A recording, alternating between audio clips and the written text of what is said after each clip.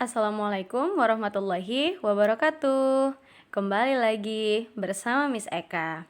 Abang kakak, gimana kabarnya hari ini?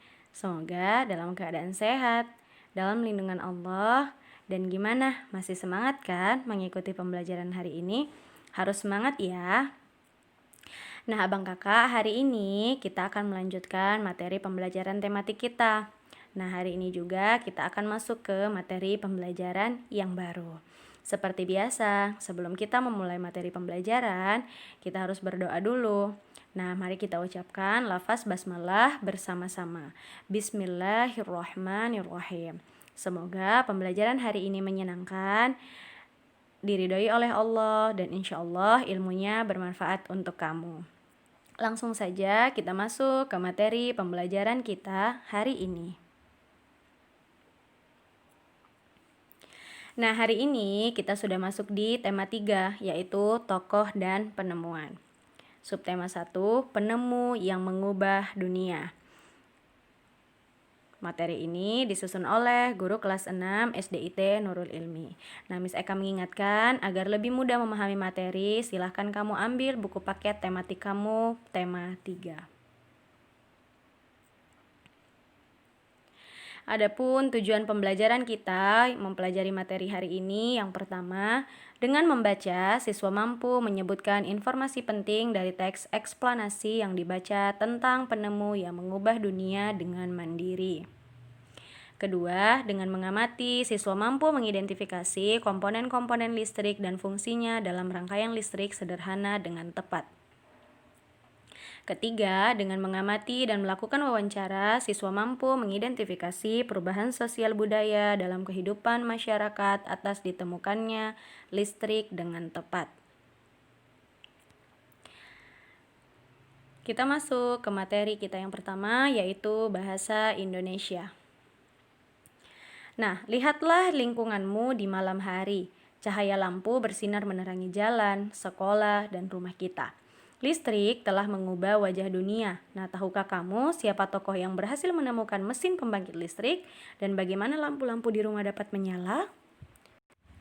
Nah, abang kakak, di zaman sekarang kamu tuh harus sangat-sangat bersyukur karena di zaman sekarang, di era sekarang ini bahkan sudah terciptalah yang namanya listrik, kemudian ditemukannya lampu. Nah, jadi di zaman sekarang kita tidak kegelapan lagi, bisa menemukan cahaya penerangan. Sedangkan di zaman dulu atau bahkan di zaman kakek nenek kita, listrik itu bahkan ada yang belum masuk ke desa-desa tertentu gitu. Nah, jadi banyak di antara orang-orang di zaman dahulu yang hanya menggunakan lilin, kemudian ada yang menggunakan obor, kemudian di zaman dulu ada juga yang menggunakan lampu minyak. Nah, jadi di era sekarang ini dengan adanya listrik telah mengubah wajah dunia kita. Nah, tahukah kalian proses perjalanan arus listrik pada lampu-lampu di rumahmu? Nah, listrik yaitu pengubah wajah dunia. Nah, perhatikan teks berikut. Listrik telah membawa banyak perubahan dalam kehidupan masyarakat di dunia. Michael Faraday adalah tokoh penemu arus listrik. Faraday lahir pada tahun 1791 di Newington, Inggris. Ia berasal dari keluarga miskin dan hanya sebentar merasakan pendidikan di sekolah. Dengan perjuangan keras dan semangat pantang menyerah, ia akhirnya berhasil membuat alat sederhana pertama yang dapat menghasilkan gelombang elektromagnetik. Nah, tahukah kamu bagaimana perjalanan arus listrik hingga sampai ke rumahmu? Nah, arus listrik adalah gelombang elektromagnetik, yaitu gelombang yang dapat merambat meski tidak ada media perantara. Gelombang elektromagnetik terbentuk dari hasil perubahan medan magnet dan medan listrik yang terjadi terus-menerus. Proses tersebut kemudian memicu terjadinya arus yang kemudian kita kenal sebagai arus listrik. Arus listrik dihasilkan oleh generator raksasa pada pusat pembangkit listrik. Arus listrik tersebut disalurkan melalui jaringan listrik tegangan tinggi berupa jaringan kabel pada menara-menara tinggi yang menuju ke gardu-gardu penerima di berbagai daerah. Dari gardu-gardu penerima, arus listrik kemudian disalurkan ke rumah penduduk dan berbagai tempat yang memerlukan. Arus listrik yang diterima di rumah kemudian disalurkan melalui rangkaian kabel listrik di dalam rumah. Rangkaian kabel tersebut umumnya berada di atap untuk tempat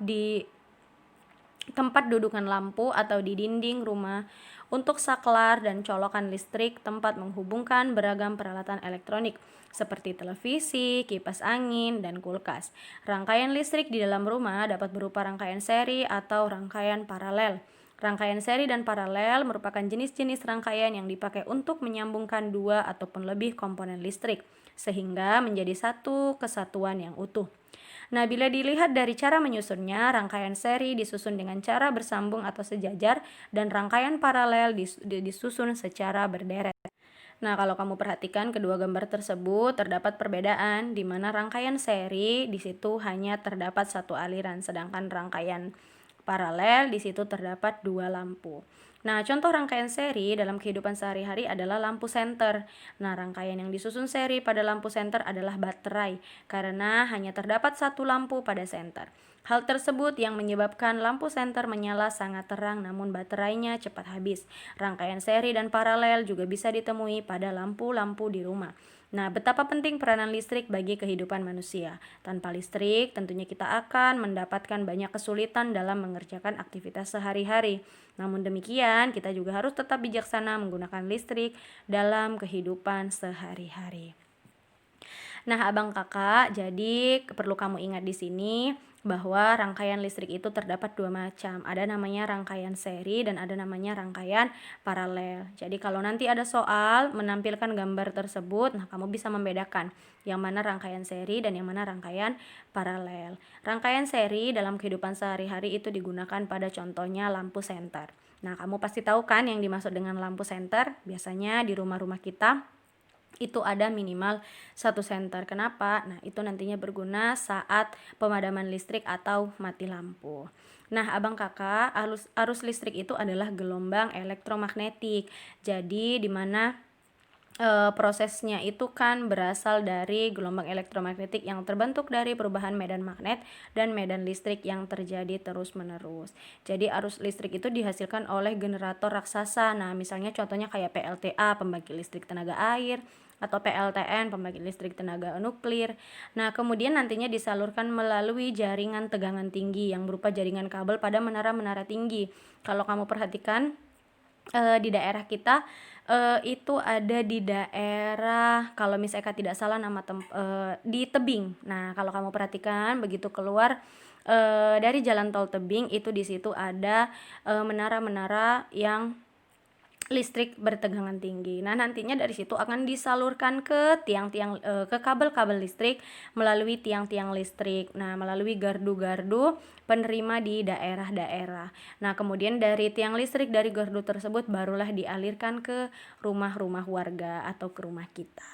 Nah, itulah proses bagaimana arus listrik itu terbentuk dari generator raksasa sampai bisa mengalir ke rumah kita. Kita masuk ke materi pembelajaran IPA. Nah, di sini kamu diminta berdiskusi. Nah, perhatikanlah, amatilah komponen-komponen yang terdapat pada senter seperti berikut ini. Nah, abang kakak di situ ada 1, kemudian ada 2, ada 3, kemudian ada 4. Nah, di situ ada nomor yang ditandai. Nah, itu kan dia masih berpisah ya, belum menyatu. Nah, kemudian kalau kamu perhatikan, jika komponen-komponen utama tersebut dirangkaikan untuk membuatnya kembali menyala, maka akan tampak seperti berikut. Nah, akan tampak pada gambar di mana ada tempat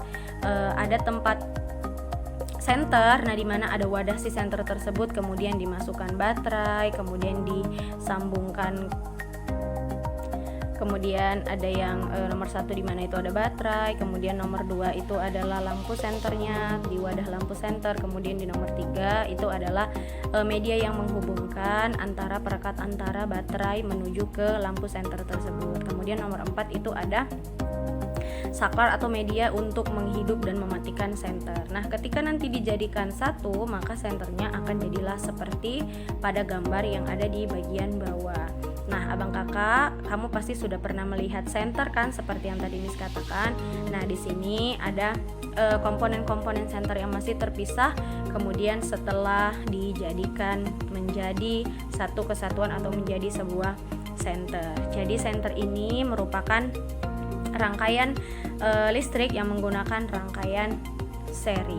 Nah, jadi senter ini berguna untuk menerangi. Nah, kalau di zaman sekarang itu mungkin senter sudah agak langka. Sebenarnya bukan langka ya abang kakak, tapi tidak wajib gitu dimiliki biasanya oleh rumah-rumah.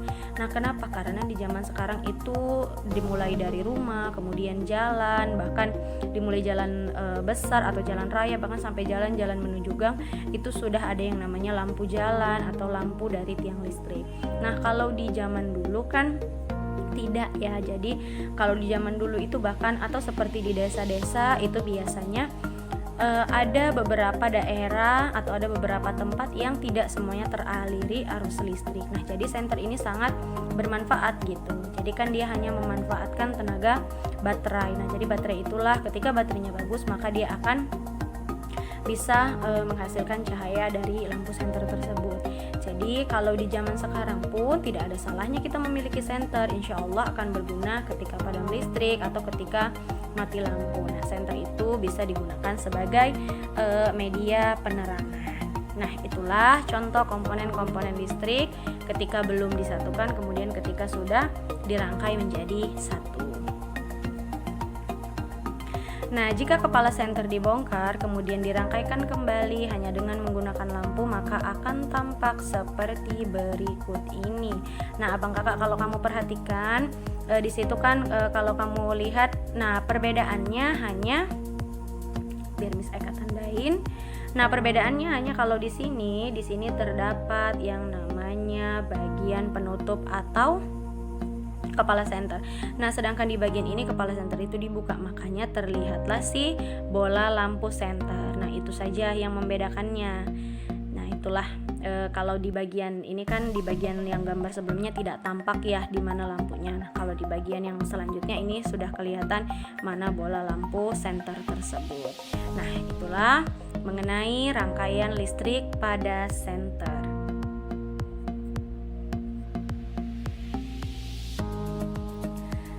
Masuk ke materi pembelajaran IPS. Nah, listrik adalah salah satu penemuan yang sangat penting. Nah, ayo kita bahas lebih lanjut tentang penemuan listrik dan pengaruhnya terhadap kehidupan dan peradaban manusia. Nah, sebagaimana yang dikatakan dalam surah Al-Imran ayat 191 yang artinya yaitu orang-orang yang mengingat Allah sambil berdiri atau duduk atau dalam keadaan terbaring dan mereka memikirkan tentang penciptaan langit dan bumi seraya berkata, "Ya Tuhan kami, tiadalah Engkau menciptakan ini dengan sia-sia. Maha suci Engkau, maka peliharalah kami dari siksa api neraka."